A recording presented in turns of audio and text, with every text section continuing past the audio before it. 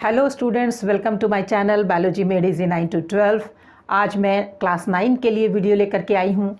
Term 2 exam एकदम से सामने आ चुका है और आप उसकी प्रैक्टिस कर ही रहे होंगे। तो आज मैं चैप्टर डिस्कस करने जा रही हूँ, why do we fall ill, हम बीमार क्यों पड़ते हैं। तो पहले तो जानते हैं कि ये हेल्थ क्या है।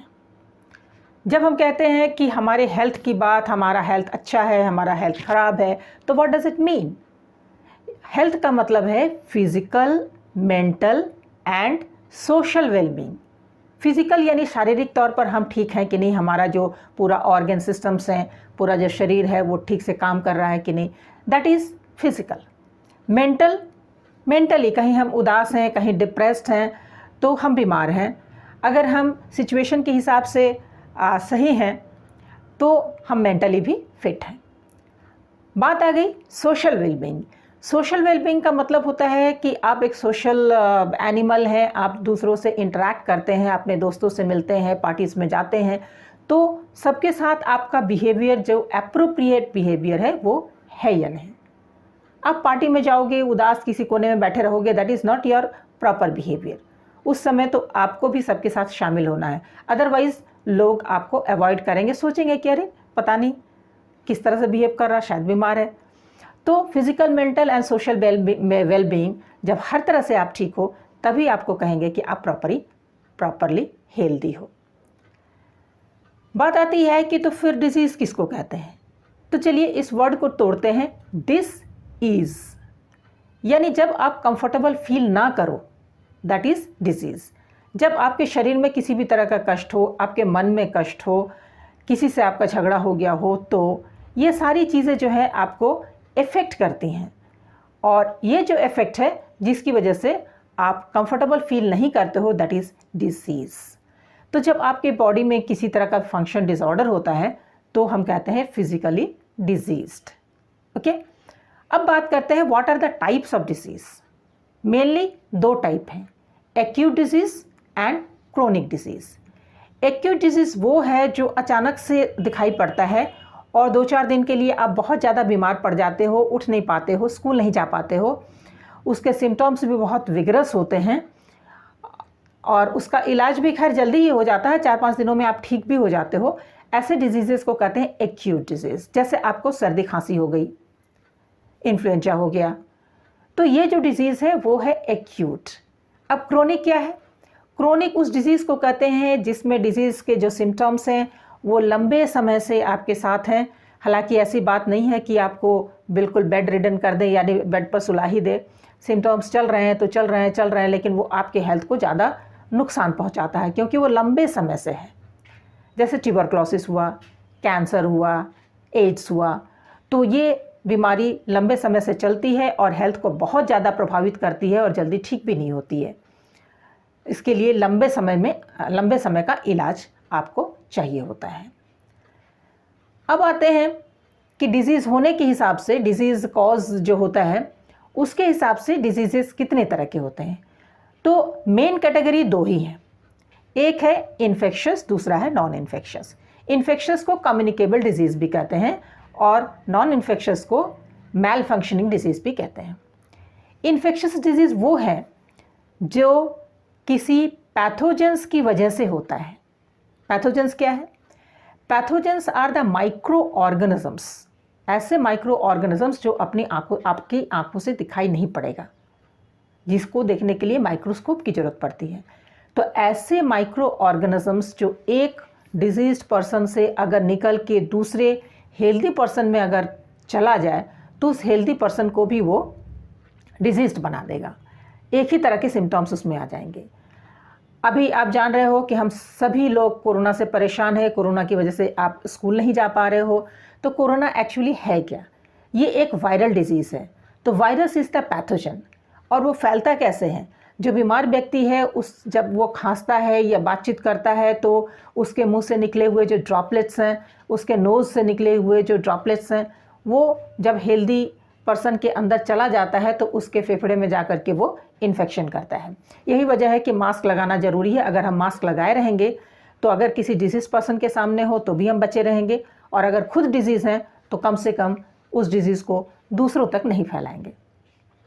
तो इन्फेक्शियस डिजीज़ जो है वो कम्युनिकेबल इसलिए है क्योंकि वो माइक्रो ऑर्गेनिजम्स की वजह से होता है, पैथोजेंस की वजह से होता है, और जब भी वो पैथोजन एक पर्सन से दूसरे में कम्युनिकेट करेगा तो वो भी बीमार पड़ जाएगा।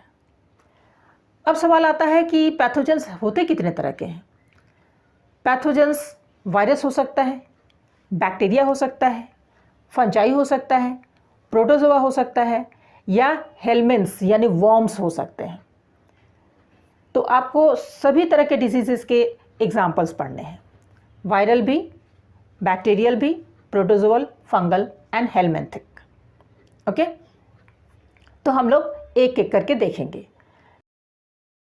तो एग्जाम्पल्स देख लेते हैं वायरल डिजीज़ के। जैसे जो कॉमन कोल्ड है, अक्सर जो आपको सर्दी लग जाती है वो है वायरल डिजीज़। इन्फ्लुएंजा वो है वायरल डिजीज़। एड्स वो भी है वायरल डिजीज़।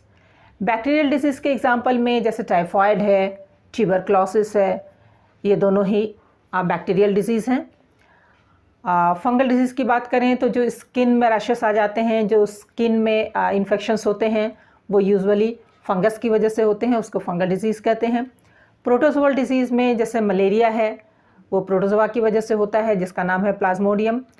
इसके अलावा स्लीपिंग सिकनेस जो बीमारी है ट्राइपैनोसोमा से होता है, वो एक एग्जाम्पल है।